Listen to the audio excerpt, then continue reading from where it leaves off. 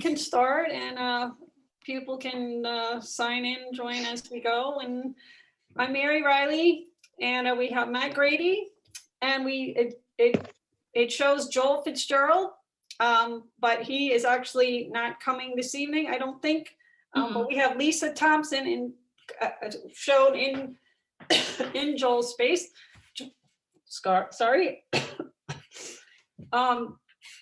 And thank you to everybody for coming. I know everyone is probably tired of yet another Zoom meeting, but thank you for coming. I'm looking forward to it. And we're going to start the meeting with some lovely music and a video by Travis Washington, who's class of 2020 from Champlain College. And Sandy Houston from Champlain College will be introducing the video and telling us a little bit about it. Okay. Well, thank you for the opportunity to share this. Many of you have attended Champlain's local history event in past years, which takes a deep dive into some aspect of Champlain's special collections. And we had another amazing event planned this year until, of course, the pandemic hit. But we really wanted to share the creative work that we would have featured at the event. So over the last year, 3 Champlain students led by Travis Washington, who graduated this past spring, class of 2020, produced a film called Forget Me Not Vermont. And this is a documentary film that explores interesting themes within the historic Vermont sheet music in our special collections. And Travis collaborated with our student a cappella group, Purposeful Dissonance, for the performances in the film. And then just before the pandemic hit, the singers and the filmmakers held a recording session at VPR. And so you'll see the studio in the film. That's where we captured the audio and the video featured in the documentary. So this is an award-winning documentary. It was chosen as a first place award winner in the Freedom and Unity TV Young Filmmaker Contest. So we're really pleased to be able to share the film with you here tonight. And Travis is here as well. So he will answer some questions afterwards if you have them. And we'll also be launching a website later this month where you can explore the collection and learn a bit more. So with that, we're ready to roll the film. Okay, so just give me one moment. And All right. I'll definitely make that happen, I promise. Thanks, Matt. All right, hold on.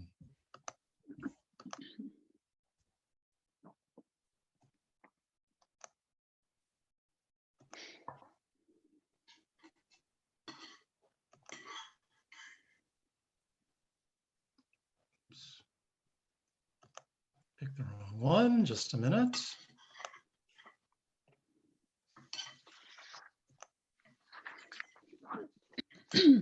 Okay, here we go.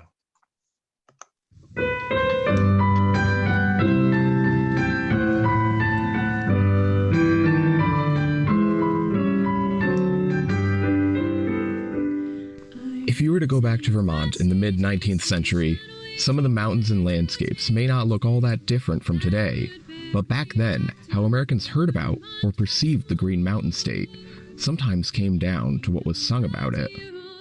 And that history is here, in this sheet music. While it may not look like much, these pages hold the stories and ideas that informed and shaped the culture for a century.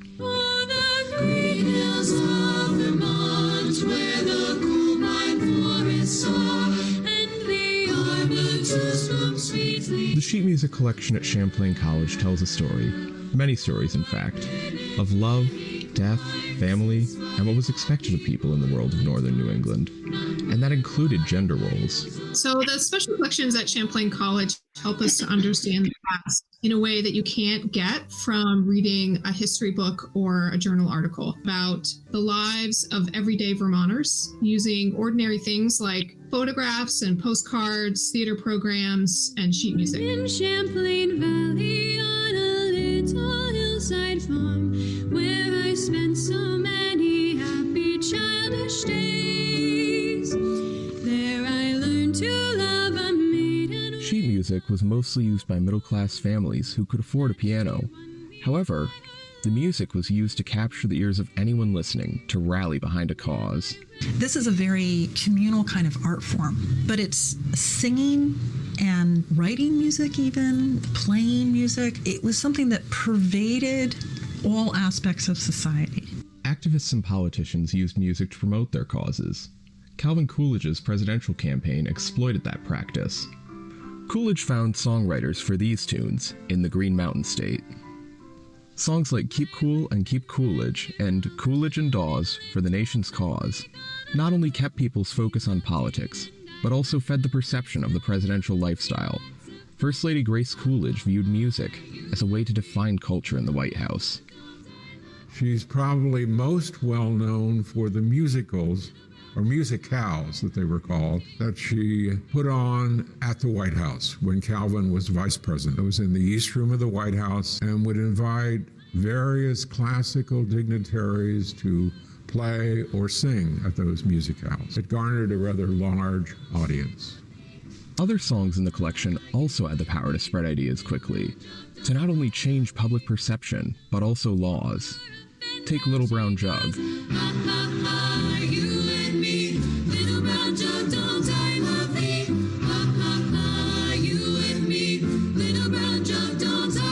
A popular song with an upbeat tune, but also a sad story about a man and his bottle. The song follows a man who loves to drink, but as it goes on, it becomes clear it focuses on alcohol addiction and the problems that came with it. There's the problem of the man who is supposed to be responsible being kind of lured away from being responsible by alcohol. In the Prohibition era, songs like Little Brown Jug changed minds. A society without alcohol once seemed unthinkable in 19th century America. The Women's Christian Temperance Union used songs like this to change the attitudes of politicians and civic leaders about the use of alcohol. Our attitudes about alcohol and drugs are all post-prohibition. And prohibition really actually works for the time that it's in place, in the sense of people's habits towards alcohol change. These pieces of music also conveyed societal norms about beauty, romantic life, and family. Silver Lake March and Two Step pictures a couple seemingly on a date. The people who are illustrated on the cover of Silver Lake represent this kind of fashionable young couple. And I think that the way that they're dressed and the way they're portrayed both reflects high fashion for American clothing at the time, and then also might have influenced people who were purchasing the sheet music. The man is tall, with broad shoulders, dressed in a suit, hat in hand.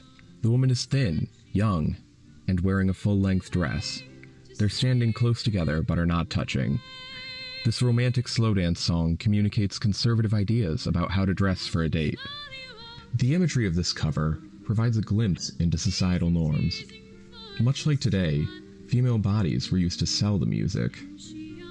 Sheet music covers were often just as important as the music itself, since the cover was used to sell the music and followed popular trends to grab people's attention. I think it's really interesting looking at the lithographs of the sheet music, because nowadays when we buy music, it's digital, it's different. But in those days, people would go down to music rooms, they'd look at the sheet music and they'd be attracted to this lovely cover. And that would draw you in. So I think that resulted in a lot of sales. They had a beautiful cover design. Other songs were even more explicit about the rules of love. Meaning yes, is a song written by a woman about a man courting a young lady, trying to get her consent. Will you kiss me? And she sighs, when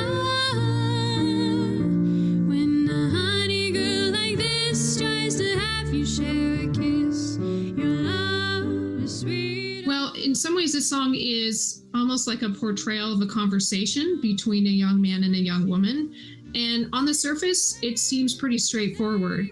But if you look deeper, it's actually pretty complicated. It reflects a very traditional take on gender roles in which women weren't supposed to directly express their feelings of love and attraction or directly encourage a suitor. But depending on which way you read the song and the lyrics, you can see that women could kind of indirectly, in a roundabout way, express their feelings and get their feelings across to the person they were interested in. In one way, comes across as a cute-sounding song, but in another, it's a sort of time capsule and a template showing women how to show emotion. And while that song looks at the female perspective, Bachelor's Dream shows the ideal life of a man in 1873. We have this portrayal of a young man who's fallen asleep leaning back in his chair. He's dreaming of what should be the ultimate goal for a young bachelor like him, having a young wife and a child.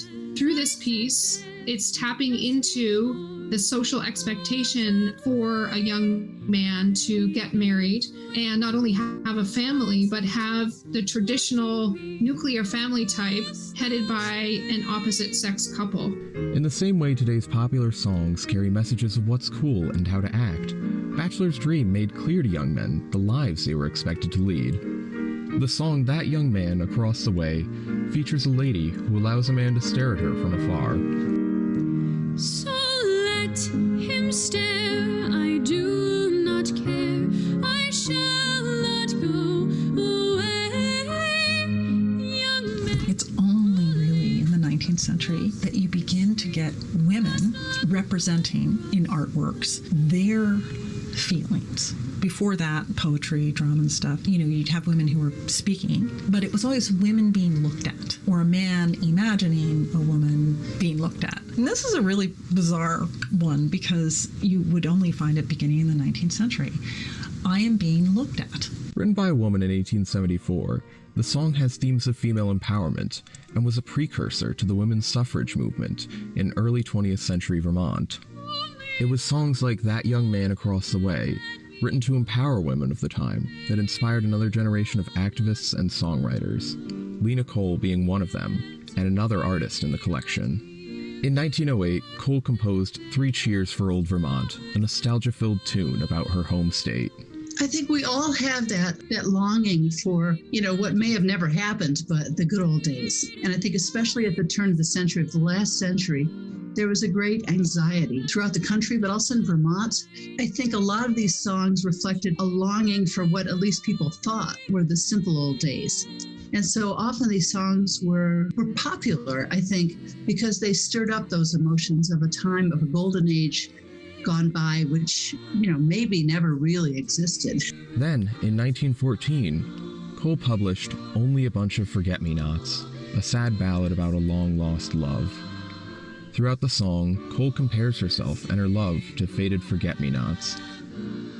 Sweetest in my thoughts, my precious faded blue forget-me-nots.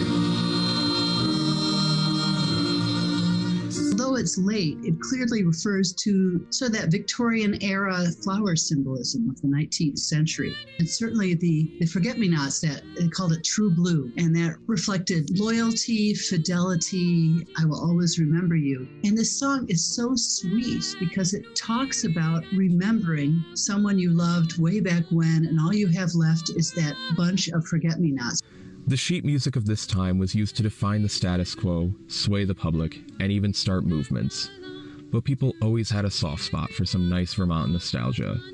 No song better captures that than The Green Hills of Vermont I Love So Well. Hills of Vermont, where the cool pine forests are, and the arbutus grow sweetly in the dell. Nostalgia at this period is also cutting edge. The pace of change was moving fast through the 19th century. At the turn of the 19th century, people are anxious about it.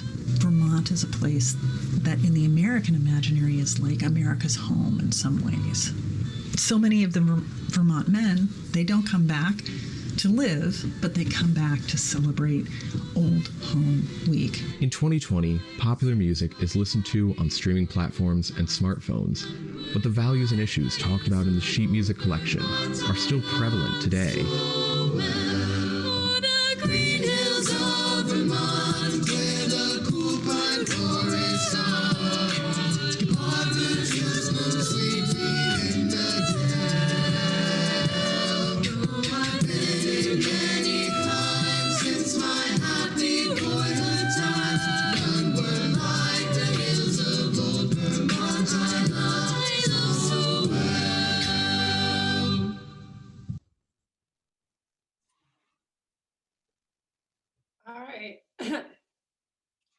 Well, can everyone hear me? I'm not sure if I'm back on. Yeah. Oh, okay. All right. Well, thank you so much for that film. Gosh, there's more than meets the ear with those old songs. Gosh, as my mother used to say, it's the good old days, otherwise known as these trying times. But it sure sounded lovely, and it's really interesting. And thanks for bringing this sense of community also to this meeting. We really miss meeting in public and seeing people, and just seeing a film like that really kind of makes us feel part of the community. Travis, did you have anything you would like to add, or does anybody have any questions? Well, I just want to say thank you for taking the time to watch it. I really appreciate it. I'm happy you guys liked it and maybe even learned something too. Definitely. Thank you. Hey, can I ask Travis a question? I wonder, what do you think a little film like this will be like 40 years from now? What do you think a student like yourself would be making a film about? Well, I would probably say that it would not be on music that's so classically done. And it would probably not be actual sheets of music where you see the notes and stuff like that. It would be probably people's old Spotify playlists or something like that. And then really trying to capture how that music and how music today really influences Vermont of the future, and how those ideas that is spread through music can actually have an impact on the way the world looks in the future. Surprised you had an answer so ready. That was pretty good. I don't know what I would say. That was quite good. Yeah. All right. Well, thank you so much. This is definitely enjoyable. Really nice to hear and see. Thank you. And I realized I skipped over the public comment, so I was too focused on this film. So I think we just are required to give anybody the opportunity to comment publicly if they would like to. Does anyone have any question or issue or comment they would like to say? Yeah, you can raise your hand if you're one of the participants, and we'll I need to. press allow you to talk. Anybody, anybody can raise your hand if you would like, if there's something topic you want to bring up. All right. I'm not seeing anybody. Are you, Matt? I'm not seeing any hand up, so I guess we can just move ahead. So we've got our candidates for State Representative District 6-5. So let's see, I know, I see Tiff, you're here, and I know Gabrielle is here. The two of you, we've talked. I don't, is Tom is here. So how about if is Tiff Bluemle, is that okay if you go first? Tiff? Yeah, sorry, had to Okay. unmute. Oh, okay. And so I just like to add, each candidate will have 10 minutes, which will include 7-8 minutes of talking with a question or two or fewer if you'd like to entertain more questions. So each candidate will have a total of 10 minutes, and then afterwards a question or two as well if anybody would like to address a candidate after hearing each person speak. So go ahead, Tiff. Thank you for coming. Let me just add, if you have a camera, it'd be great if you could turn it on. If you don't, I do totally understand that. But I please. do. I'm not quite sure why it's not showing up. I don't have a video option. I think in the upper right of your square, there's 3 dots. There aren't 3 dots. And oh, here, I bet we got to make you a panelist. Yes, if you yes. Okay. Yeah. You don't want my photo talking to you. Oops.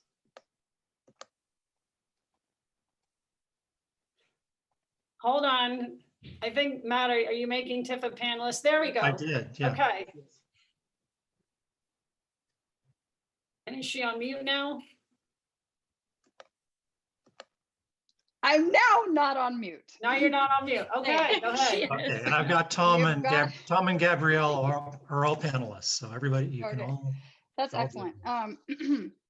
Well, so hi everybody.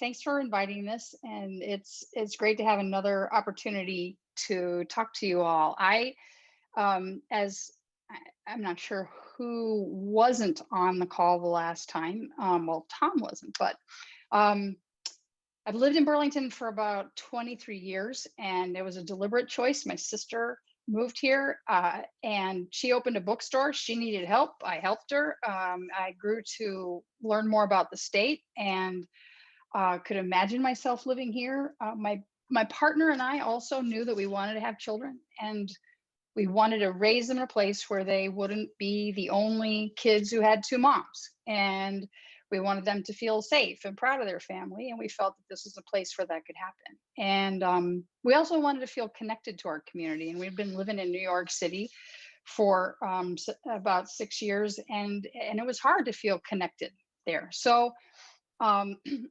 I feel incredibly lucky that we moved here. The work that I've done, I've been a history teacher. I headed Vermont Works for Women for 17 years, grew the budget from 300K to almost $2 million. We served about a million. We don't even have that many women in the state, about 1,000 women and girls every year. And 5 years ago, I launched Change the Story in partnership with VWW and a couple of other organizations to try to advance culture change and changes in practice that tend to limit women and girls. And at my heart, I'm a teacher. And for 10 years, really, I worked largely with individuals. And, when you work with people, you start to see patterns. When I worked with girls, I started to see patterns that, in sixth grade, they'd ask me a million questions, but by 10th grade, they'd apologize before they would even raise their hand. And so you started seeing patterns, and I became aware of systems that really might have been set up to be of assistance to these folks, but actually really failed them in a lot of ways. And then poof, you ask a lot of questions, you become an advocate. And so I spent a fair amount of time working with other organizations and state agencies to try to address problems that we encountered. So we were able to found Northern Lights House, a transitional housing program for women coming out of prison. We were able to get the state to dedicate more money to education and training that would be accessible for folks who weren't necessarily going to go to college. And we were able to draw attention to conditions at the women's prison and improve them when they had moved there a number of years ago. I'm running really as a result of my experience of the past 6 months. The past 6 months have been really hard, and yet they offer us, I think, a really important invitation. We are asking a lot of bigger questions now than we have been willing to ask. Among them, well, who is essential to the economy, and what should they be paid, and should they be offered benefits if they're so essential? And if we've learned that childcare and healthcare and paid family leave are so important as economic drivers, what does that then compel us to do as a state? And finally, what is the appropriate role of police departments and our prisons? As a teacher, my job wasn't really to get kids to arrive at the right answers. It was to help them learn to ask really good questions and to want to ask questions, to engage with the issues. And that's really how I view the role of legislator. I think I think that a legislator needs, above all, to really invite conversations with you, with field experts, and with people with lived experience, that it has got to inform policy that comes out of Montpelier. we face a whole lot of big questions and choices that are going to affect our ability to attract people to the state. Weather economic setbacks like the ones that we have just weathered, and protect our most vulnerable citizens. But last of all, to offer our children a Vermont that we're proud of, that is in better shape than the Vermont we're living in right now. That's my pledge to my sons. And that's certainly what I would try to do in Montpelier. So that. All right. An opening statement, and I'm happy for to answer any questions now. I'll just say, I gave everybody the possibility of talking. You can unmute yourself, and if you have a question, we don't have to be as formal. I think we've got a nice little group here. Let me just, Matt, everybody in the meeting can talk at this point. yeah, they can unmute themselves if they Great. would like to ask a question. Maybe let me just start. Sure. Tiff, you were talking about prisons. I wonder if Mhm. you've had some investigation about, or you had some thoughts already about our prison population that's housed out of state, and Yeah. what are the possibilities for Vermont having those people, living in Vermont instead of being farmed out? What do you know Yeah. about that issue? It's a great, I mean, it's a great question, and it's a question that a lot of people are asking right now. We learned with COVID that we could empty a significant portion of our prisons, and monitor folks through community supervision.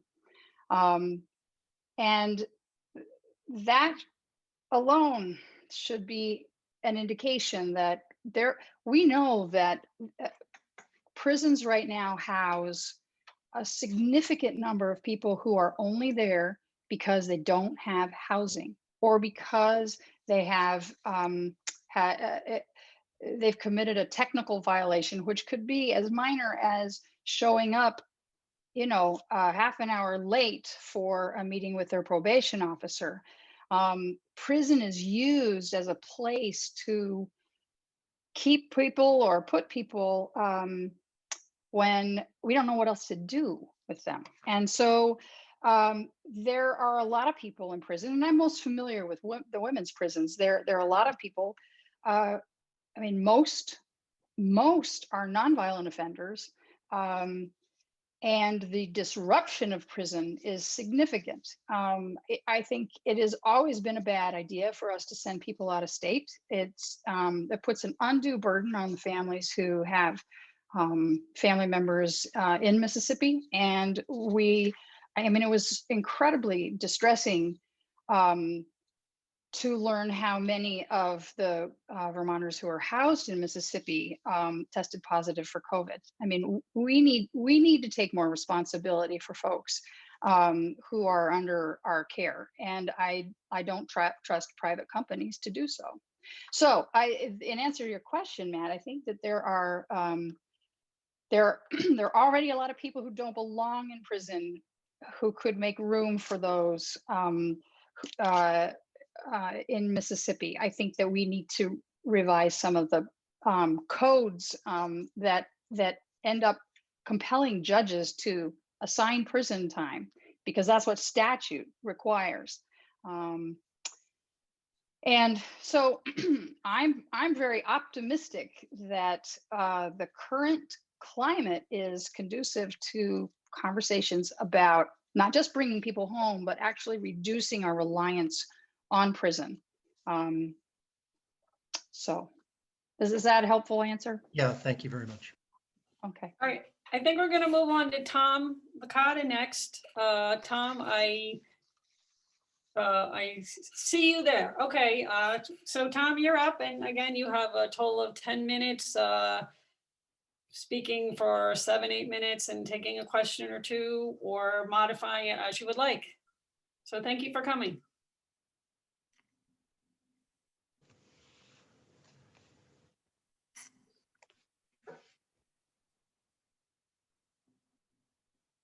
Can't hear you yet, Tom.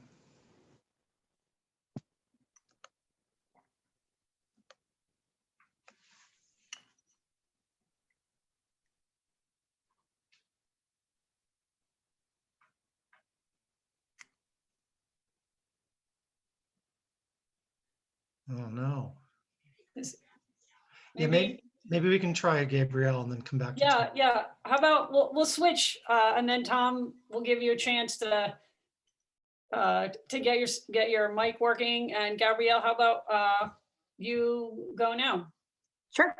Okay. So thank you so much. It's great to be here. And also just for the opportunity to hopefully speak to some new people. Hopefully the things I say won't be too repetitive from last time around. Gabrielle Stebbins, running for state rep for our district. I have a 3-year-old and I have a 10-year-old. My 10-year-old goes to Champlain Elementary. I also have 2 aging parents. And so like a lot of us, I am definitely living that squeeze of, wow, childcare isn't quite open today. And wow, it's great to remote learn while working full time. And in the flip side, being really aware of the lack of quality elder care and affordable health care for my parents on the other spectrum. And so I am running because we really have to stop punting our critical challenges down the road. And additionally, just as Tiff said, frankly, as much as coronavirus is going to make the conversation much more challenging in January, specifically with regards to the budget, I agree with Tiff. People are now like, oh, childcare. Oh, a livable wage. You know, people now are actually talking about some of the very, very critical and real and important things that we've all known, but have just said, you know, maybe we'll get to that later. I feel like coronavirus has certainly shown us many of the weaknesses within our social as well as our economic fabric. And certainly with all of the racial tragedies we've seen over the last, centuries, but highlighted over the last 6-7 months, all of that tension between the BIPOC community and the Caucasian community, it's only worsened through coronavirus and by coronavirus. In terms of experience, I've done a lot of different things. I have taught violin. Speaking of music, I thought that was a great video. I've taught violin in underserved urban public schools. I've performed violin throughout the world. I have worked at a low-income women's health clinic.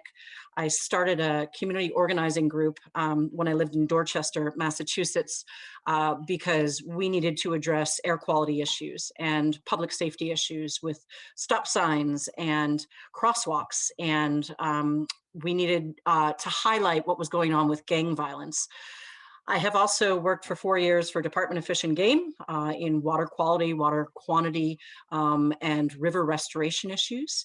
I've worked on human rights issues in South Africa for 2 years when Nelson Mandela was in office. And I have spent 5 years in the Vermont State House as Executive Director of Renewable Energy Vermont, the state's trade association for renewables. So I have a really good understanding of how you develop a good bill that has buy-in and how you tweak it and bring in more voices and collaborate and, also sometimes recognize that you might have to give one thing up in order to get something else, and how to prioritize to ultimately get to a law that hopefully really improves as many Vermonters' lives as possible. The last 12 years, however, I've focused on clean energy. The reason being because I care about a lot of different things, as you can tell from my experience, if it's water quality or education, or if it's affordability or economic injustice or inequalities in our racial structures. All of those things just get far, far worse with climate change. So I'm currently a senior consultant at a small consulting firm in Heinsberg. It's called Energy Futures Group. I'm also chair of the Burlington Electric Commission. And in all my different energy work, while it's pretty daunting and frankly depressing and hard for humans to understand how to grapple with climate change, the fact is we have incredible opportunities. And that is the hope, that if we can look at our problems and challenges, step back and think a lot more collaboratively and in an integrated to Tiff's point, solutions, systems-based approach, we can actually come up with solutions that are win-win-win in multiple ways. Just one example, and you guys might be bored of this because I mention it all the time, but we send about $1.5 billion a year out of the state on fossil fuels, on heating and transportation. We could take that money, train Vermonters in livable wage jobs that, it doesn't take a 4-year college degree. It can be a 1 or 2 year apprenticeship or community college training. Train Vermonters in livable wage jobs to be electricians, to be plumbers, solar installers, weatherization providers. And this ultimately makes a difference in climate change. It makes a difference in Vermonters not just, wasting $1.5 billion a year that then can be spent here in Vermont. And additionally, people end up having, a much healthier environment in their homes and more opportunity to invest those dollars elsewhere. Ultimately, I think we really need a long-term economic strategy. It needs to be climate driven and it needs to be people focused. And we need to look at Vermont's strengths. We're tiny, we cannot do everything. We need to look at our strengths and our opportunities, our farming culture, our entrepreneurial businesses. And we need to also look at the clean energy industry and say, how do we get ahead of this opportunity? And with that, we could actually take a lot of today's challenges and make them much more win-win-win for so many Vermonters. I'm hoping my experience both in the State House, running a business, a nonprofit, as a mom, I hope that shows both my experience and also my passion and my dedication and my roots to this community. And ultimately, I'd love to hear from the community more. Coronavirus has definitely made that more challenging, but to hear from the community more about what your top priorities are, what you would want to see from your state reps moving forward. And kudos to our 2 state reps who retired. They've served heroically and for many, many years. And if you'd like to learn more, you can check out stebbinsforvt.com. And we are indeed in this together. All right, well, thank you. We have time for one quick question. Does anyone have a question? Everybody can unmute yourself if you wanted to ask a question. I think I've made everybody possible to do that.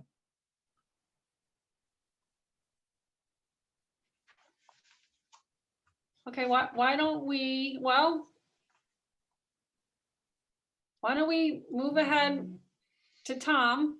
Hopefully Tom has overcome his technical difficulties, and then we'll be able to allow a question or two afterwards. Thank you, Gabrielle. Thank you. Hi, Tom. Oh no.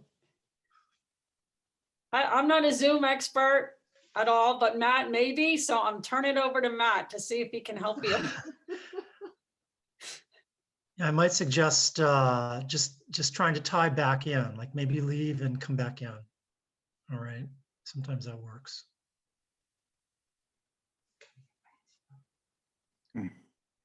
Oh, I think that's George. You just.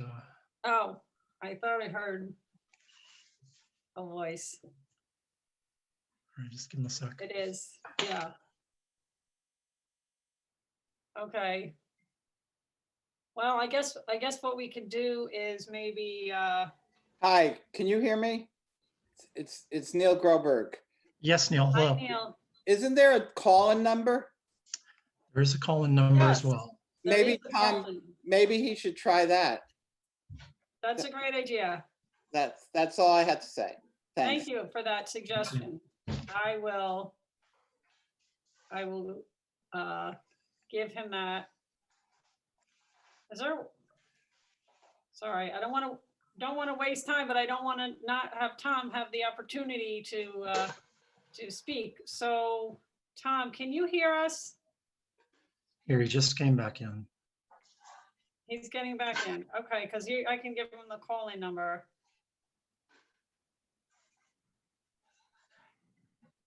Tom, I'm going to give you the call-in number. Would you like to call in for the audio?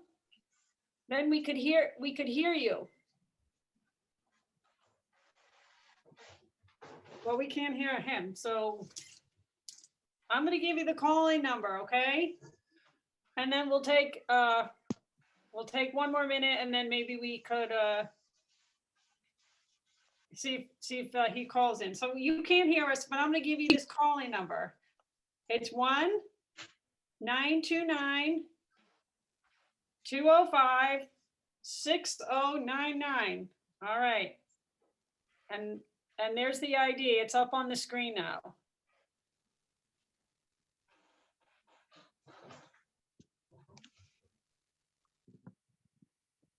Oh no.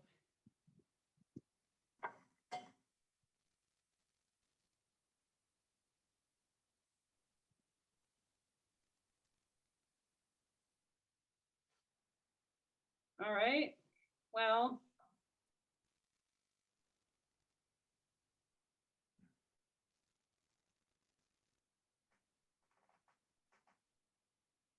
I'm afraid that doesn't work. I'm afraid it might be listen only.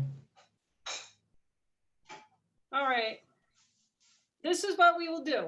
If this works, I think that we need to give Tom the opportunity if he can get in. So if it's okay with you, Tiff and Gabrielle, can you hold on for a little bit and we can go ahead? I think Karen, Paul, and Joan, Shannon are here. Can we give our city councilors the opportunity to speak and then go back to Tom if you all have the time? Does that work for you, Tiff and Gabrielle? Is that okay? Okay. All right. I can see nodding. So, okay. So let's go with our city councilors. Sorry. Karen, Paul. Mary, may I Yeah. ask how long the next portion is, just so I can give a heads up regarding my 3-year-old? Oh, of course. Yes. So, so Karen and Joan, they're up for 15 minutes. Okay, great. Thanks. We'll make sure that you're back on when Tom can get on. So, yeah. So it should be around 7:30, 7:35. Okay, thank you. All right, hi. Let's see, Karen. Do we have Karen? There's Joan. Okay, hi, Joan. Hi, everybody. Thank you for putting up with the technical difficulties this evening. Oh my goodness. No problem. Life in Zoom. Happens there's Karen. frequency. I've never seen this happen before. Yeah. Right. Well, you guys, thanks for coming as always, you guys. It'll be great to hear what you have to say. So much going on. We have 15 minutes, maybe if you want to talk for 7 or 8, and then Karen can speak, and then we can have some questions. That'd be great. Okay. Do you want me to go first? Sure. Okay. So there were 4 things I was going to briefly touch on. I'm the chair of the Charter Change Committee. So there are a couple items in charter change now. One is to review different options for police discipline and oversight. And so we have, it's hard sometimes to make change to a system that you're not intimately familiar with.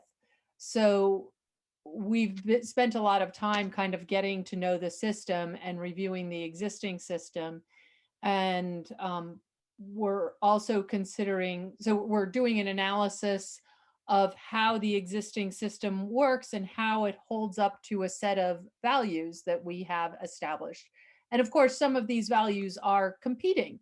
You want transparency, but you also want privacy and you want due process. So that's what I mean by kind of competing interests. So we're trying to look at different models. And I think a lot of people would say there isn't really a good match for Burlington out there. Some of the larger police departments have almost like it's like in New York City, it's an entire court system that's dedicated to this, and everybody has lawyers and there's a judge, and you know, obviously that's not a model that is going to work for Burlington.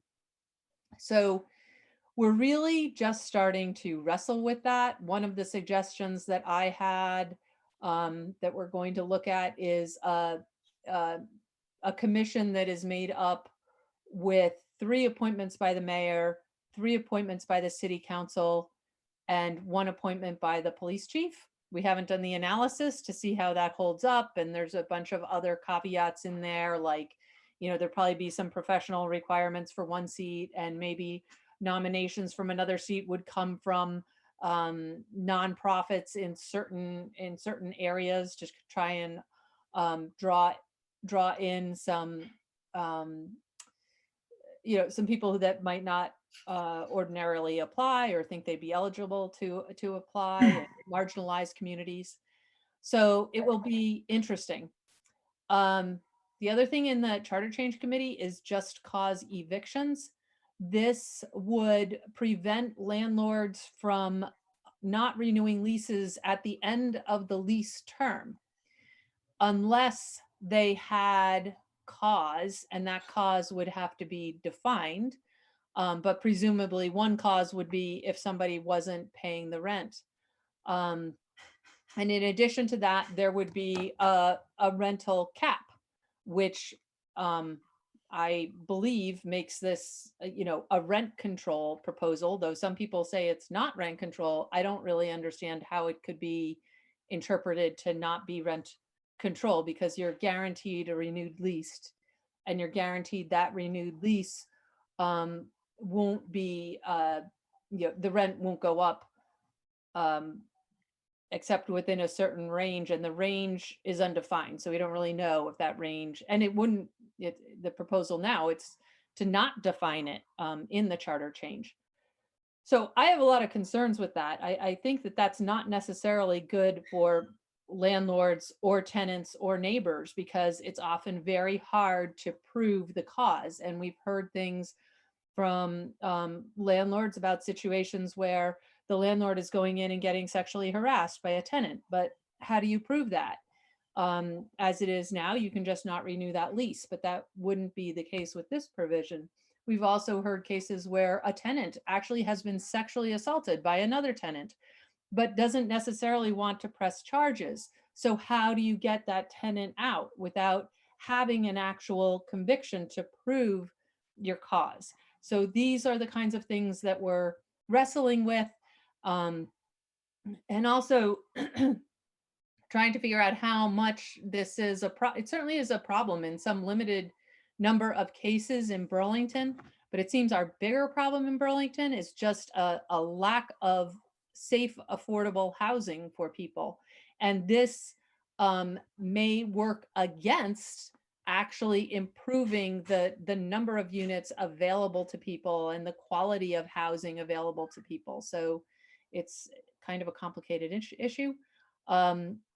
Also, I at the kind of the last minute here, I proposed allowing winter COVID fires so that we can all gather outside around a fire.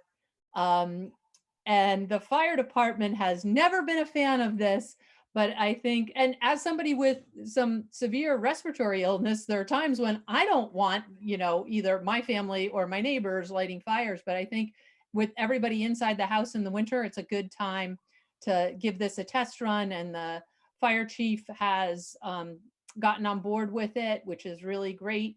And I appreciate Councillor Paul's also co-sponsor. So hopefully we'll get that through on Monday. And ranked choice voting, which will be on the ballot. That's somewhat controversial, and Karen will tell you her side. We don't see eye to eye on this one. I totally respect where she's coming from and think probably somewhere around half of Burlington is coming from the same place. But it will be on the ballot for city council races only. I do think there's an expectation that if we do implement it at city council and it goes well, it would be expanded to the mayor's race or possibly to other races, but the current proposal is just for city council races. That's all I've got. All right, thank you. Does anyone have any questions for Joan before Karen speaks? Tom, let's see. Oh, I'm not. You want me to go and whatever you'd like. Yeah, Matt actually has I don't think I have the power this evening to let him speak. Anyway, I'm the moderator, but I forgot I'm not the host. I thought that I was everything, but apparently I'm not. Okay, so go ahead, Karen. Thank you. You should be everything, Mary. In my mind I am, but the reality is always different, so go ahead. Okay, so let's see. So Joan is chair of Charter Change. I'm not on Charter Change, but I am chair of Parks, Art, and Culture, but Joan is also on Parks, Art, and Culture. We have been talking about the mural, the Everyone Loves a Parade mural, which for those of you who haven't been downtown in the last probably 3 weeks, the Everyone Loves a Parade mural has been taken down. It was taken down, its panels that are affixed, that were affixed off of wood on the wall. And those panels have been taken down, and the Burlington Airport generously volunteered some space to store them. They basically can be stored, the city owns them, and so they can basically be stored forever if we would like. And then the backing on the back of the mural were these wood slats that were screwed into the wall. Those have been taken down, and Gina Carrera, who did the original mural that's sitting underneath, which is called the Rainforest mural, is now working and hopes to be done this week before it gets a little bit chillier, in doing all the restoration work to bring back the original mural. And it's been quite a process. We had the owner of the building, a man named Meyer Dana, who lives in Massachusetts, who, thanks to the wonder of Zoom, as opposed to having a meeting in person, was able to participate very easily. And it was a very smooth process. And unlike many city council initiatives, it was actually done and completed on time. So that was exciting. And we also have been talking a lot about City Hall Park. City Hall Park is going to be reopening with a dedication on the 16th of October at noon. And I agree, Tiff. And you don't even have to be speaking. I know what you're saying. And very exciting. There, a lot of work has been done. And if you have been downtown and you've had a chance to just sort of peek through and see what's going on, and some areas are a little bit more open, but it is going to be open to the public in a couple of weeks, and hopefully the weather will stay nice, at least above 50, so we can enjoy it for a little while this year. It actually is only, even with the fact that it wasn't able to start the construction in April because of COVID, and wasn't able to have a full construction crew even in May because of COVID. Because of last year, we had a late winter. We're actually able to get a little bit done ahead of schedule last year in the winter, like in November, and only are really about 3 or so weeks behind in when it was scheduled to open. So this has actually been a pretty well done project. A lot of the reason for that is that in order to save some money, a lot of city staff did a lot of the overseeing work. We subcontracted a lot of it out, but a lot of the work was done in-house, which I think was extremely helpful. Let's see, I guess the other side of ranked choice voting, I mean, as Joan said, I was not supportive of the resolution that will place this, we'll have this ballot, we will have this ballot question on the town meeting day ballot, mostly because I think that if we are going to have ranked choice voting, I don't really see the point of starting with city council races. We've had two or three runoff elections in the past probably dozen years. It doesn't happen very often. Even when we have 3 or 4 candidates, it just doesn't happen. And I think it'll be a little bit unusual that we are going to, in next year, we would have a city council race with one set of rules and school board races with a different set of rules. And this would be starting not in 21, but in 22. This is not for next year. And there really wasn't anything really laid out as far as whether or not this, if this works out, how exactly we would move forward with another, whether or not it would go to mayor and school board races. But clearly that is the idea. And, I think there, although it was a very, very close toss-up, I think there were 13 votes that separated the yeses from the no back in 2010 on whether to eliminate instant runoff voting. I, in the past 10 years, have never had somebody come to me and say, please bring it back. I have had a lot of people come to me and say, please don't ever bring back instant runoff voting. And whether it's called instant runoff voting or ranked choice voting, in this particular case, it is exactly the same. So it's just a different name, but it is exactly the same. So I don't know, we could talk about a lot of other things, but we've only got 15 minutes and I don't want to infringe on Tom Licata's time. So I guess I'll leave it at that. Okay, why don't we see who has questions? I think I had seen his hand raised. I'm not sure. Oh, Gail Rafferty. I see Gail. I think you can unmute yourself, Gail. Yep. Hi, Gail. Hi, Gail. And hi, Joan. First of all, I just want to say thank you to both of you. I think you maybe have been putting in a few extra hours the last few weeks. This has been an active time in the city for sure. So thank you very much, as always, for your amazing service on behalf of all of us. I know that Claire's going to talk about the school, but obviously a hot topic right now would be what's happening at BHS. Question about whether the city's discussing taking any funds that might not have typically been allocated for the school. Is there any reserve fund, any unspent funds to assist the school in this endeavor to try to get our kids back into a building? I don't think that we're not exactly flush with cash. Right. And there are a lot of things that, we're not really able to do for the schools, according to state law. I don't know if having, if us renting space for them would fall under that. I believe there are, and Gail, Claire can speak, I'm sure, much better to this than I certainly can. I think there have been some people who have offered space, and that may be something that they are working on logistically now. But to be honest with you, Gail, I have not followed that with the level of scrutiny that I have, issues that are more germane to the council. Mm-hmm. Yeah, I would just add that, there's the city in the past has tried to give the schools some money, and we've been shot down at every turn.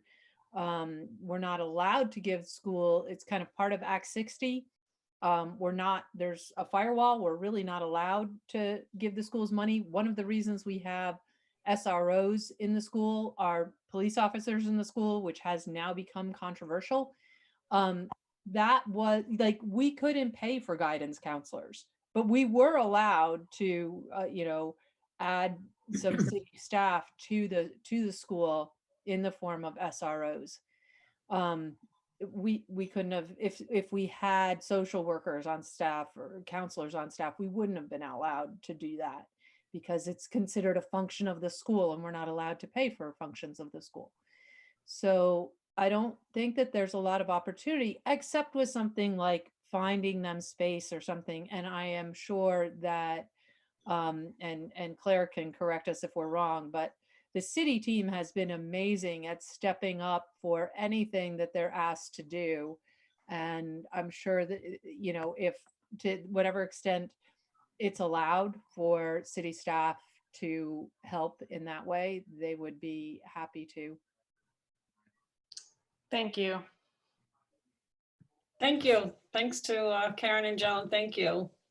Thanks I for just your want to say comment. I totally feel like a slacker after listening to Tiff and Gabrielle and your life accomplishments and work experience.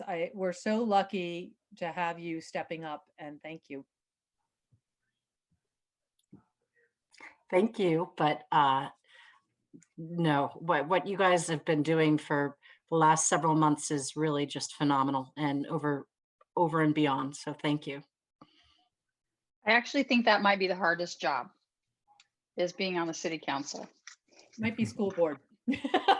Might, maybe both. We got a lot of different groups vying for that title in Burlington.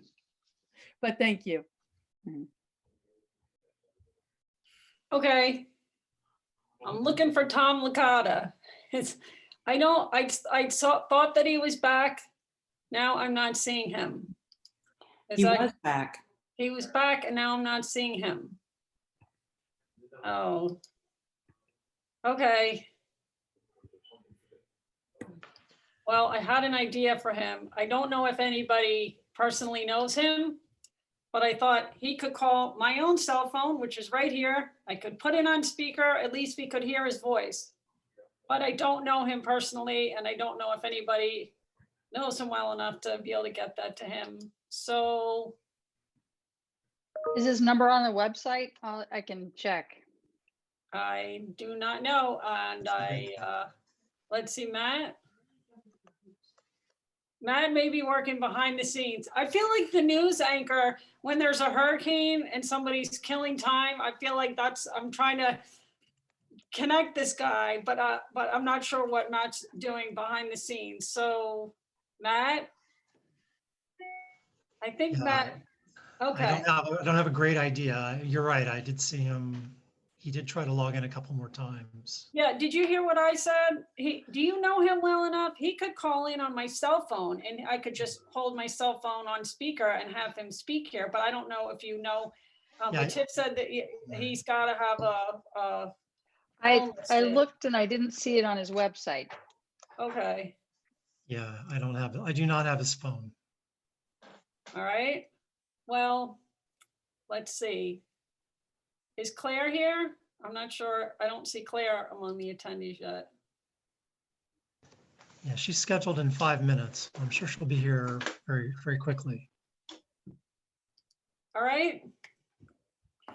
Who wants to? I guess Tiff and Gabrielle, how about we'll give you guys each another minute or two to entertain questions. And then if Tom gets in, he's welcome to entertain questions as well. I see Gail does have another question. We can let Gail. Okay, go ahead, Gail. I was actually going to aim another question for Karen and Joan. So let me back off so questions can come in to Tiff and Gabrielle if they're there, and then I'll ask if not, if there's time.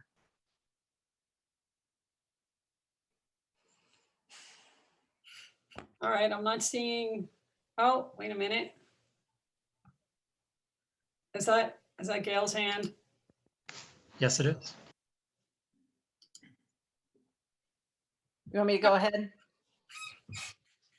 Sure, go ahead. Well, going back to the charter changes related to landlords and renters, I really appreciated your comments, Joan. And I guess, yeah, I guess even hearing maybe a little bit more about this idea that that landlords, goodness knows, I would describe myself as pro-tenant in this town. I really would. But on the other hand, I can't really picture us telling a landlord that at the end of a lease, they can't ask someone to leave. I mean, I guess I'm wondering, where did that come from? It seems a little bit extreme to me. I mean, you could have a situation where your mother needed housing and you wanted to put them in your own apartment that you owned maybe, and you couldn't do it because you now have a tenant that even if they were a lovely tenant, I just feel you probably have the right to terminate a lease. It just seems a little extreme to me. So I'm interested in the background on, I understand what people are trying to accomplish. I would describe myself as pro-tenant, and I probably wouldn't have problems with rental caps. I have a daughter who lives in Montreal. They have rental caps there, and it's worked for decades up there that people have relatively affordable housing and landlords seem to get by. But broaching, getting into that territory of saying somebody cannot change who's living in one of their properties unless they prove that person's done a terrible thing. I really have trouble with that.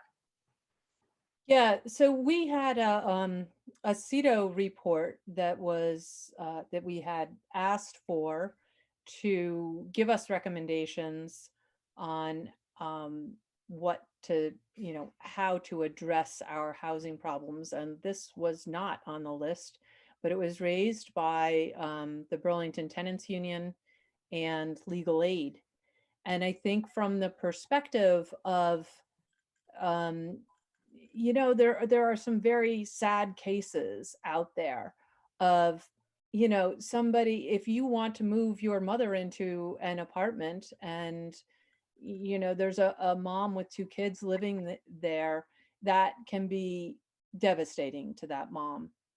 And so I think that it comes out of concern for that, but it just ropes in so much. That's my concern. And there might be other ways to help the mom with the 2 kids without preventing you from moving your mother in.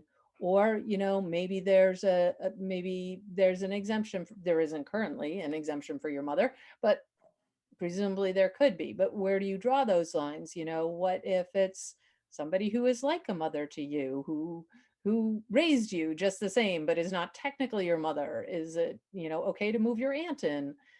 There's a lot of areas where we have a lot of just very small time landlords in Burlington. Either they own a duplex and rent out one unit, or maybe in my neighborhood, there's really a lot of longtime neighbors, descendants of mill families who own not just a duplex, but small rental properties in the neighborhood. And they own the house next door, or they own the house a block down. So it isn't owner occupied in that sense. And as far as the rental caps, I actually don't think, if we put rental caps in, I'm not too concerned about that from the landlord perspective, except that the rent control has at times really suppressed bringing new units on. And generally it's done in places that have much higher rent increases than we have, including Montreal. I actually did a bike trip up in Montreal to see what their bike network looked like, and talk to some people about their rent control in Montreal. Their rents are much higher than our rents are here. Their rents were escalating at a much higher rate, and to the extent that the rent is controlled, it's controlled at a rate that you wouldn't see increases like that in Burlington. I think it's a pretty high percentage you're allowed to increase each year. So I'm a little less worried about that aspect than I am about telling, my 80-year-old landlady neighbor that she can't get out a tenant that's really a problem without going through a full eviction process and proving it. Yeah, I appreciate those comments. Okay. I called Tom Licata, and he said that he will just speak next week. I guess the 3 candidates will be on CCTV next week. And so whatever comments this evening, he will just make those comments next week. And he wanted people to make sure everybody knew that it wasn't his fault. The ID was only the listen only one, which we realized. And he just, I offered to let him speak through my phone, but he said it'd be too echoey. So just tune in next week and listen for his comments next week on CCTV. So, all right, well, how about we do any final questions for Tiff and Gabrielle? And then move on to Claire. I'm not sure if Claire is here yet. We don't see her yet. Okay, so Tiff and Gabrielle.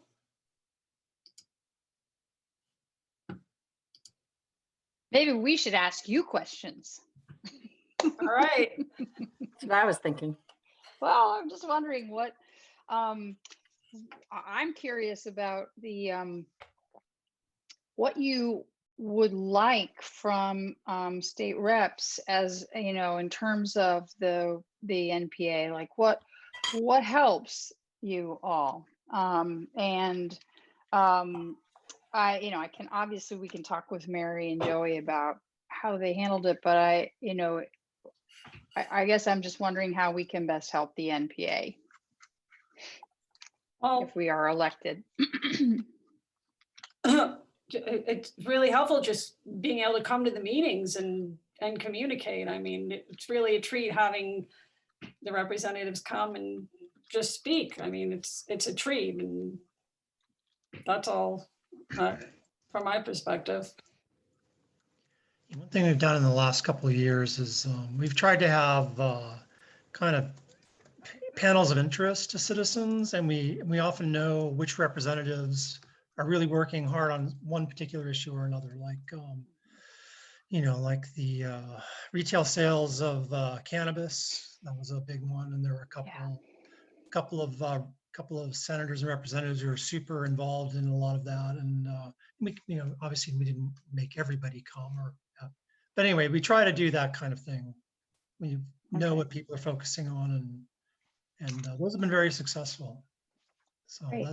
that's the main thing we try to look for. Yeah. Well, and I'd be interested, honestly, Ward 5 is a different flavor in some ways than Ward 6. And I'd be interested in knowing, given that you guys are the NPA, having a sense, I mean, certainly I've made hundreds of calls, but having a sense from you guys as people who, listen to these and host these meetings once a month, what are the sort of the top concerns from the Ward 6 area? Well, we have a representative from Champlain College as well as UVM, just because we border the colleges. We don't really have any retail or many retail stores. We don't have a lot of the issues that Ward 5 have. Ours is more, like I said, some of them pertaining to noise or just developing buildings that are pertain to the college versus, quality of life issues for Ward 6 residents. What else would you say, Matt? Yeah, I was going to say Karen would probably be. I know Karen as well. She probably hears the most. Karen is, yeah. Parking. Parking, yes. Neighborhood only parking. Yes. That's one of the things that definitely is a difference between the two, I would say. Yeah. Yeah, so electrified mass transit, if you could work on that, then we wouldn't need so many cars, and then parking wouldn't be such a problem. That's something that the state can do. Notice I'm not biting. That's a longer conversation. Yes, I know. All right, Mary, I'm thinking Claire had like this marathon session last night with the all the school stuff, or 2 nights ago, right? So she may be like unconscious at this point. I mean, she was supposed to be here at 8:40. I don't think she's going to be able to make it, or 7:40. Well, how about we call on Gail, and then we open up the floor to anybody else who has any other comment or any other suggestion. And I could certainly text her if you'd like, Matt. I could call her. And just see if she's great. Yeah. Okay. Would it be okay if I signed off so I could put my toddler to sleep? Yes. Okay. No interfering with a 3-year-old going to sleep. That was always my motto. Well, no, I interfere, but if I don't have to, that'd be great. Good to have boundaries. Yes. Especially Working on them. My family's kind of waiting for me to eat dinner. And if that is okay, I didn't budget accordingly. And so You didn't plan on spending the entire meal as an active, or the entire meeting as an active participant. So thank to both of you. well, The technical difficulties of Zoom. Yeah, thank Yeah. you. Thank you to No. both of you. And thank you Thank very you much guys Good for luck. having us. Thank you. I hope you get to Okay. have dinner soon too. Uh-huh. Bye. Bye. Bye. Okay. Bye. All right, so we're calling and texting Claire. Yeah, she did not answer. All right, well, I don't know who it was who said, Neil, who volunteered to call her as well. Yeah. Her voicemail picked right up. Well, if she picks up for Neil and not for Karen, Yeah, that's I Claire. Yeah, 2 phone calls, so, It was all right. really funny. I called her simultaneously with I seeing Karen holding her phone Oh. up, and we were both simultaneously leaving. her Oh, sorry voicemail. about that. That's all right. No, and I know she doesn't have a landline anymore. I'm a neighbor of hers. For those Okay. who know that, and I don't think it's essential enough to volunteer to run 2 doors down to knock on her door, but certain circumstances I would have done that. Well, thanks for offering. All right, I guess final comments by anybody. All right, well, thank you, Karen and Joan. It's great hearing from you. Thank you to everybody coming, and looking forward to next meeting. It will be after the general election. Who knows what we'll have. So looking forward to next month, and thank you again to everybody. Thanks, Mary, Thank you. Matt, Thanks, Mary. Joel, Rachel, Gail. Thanks, everyone.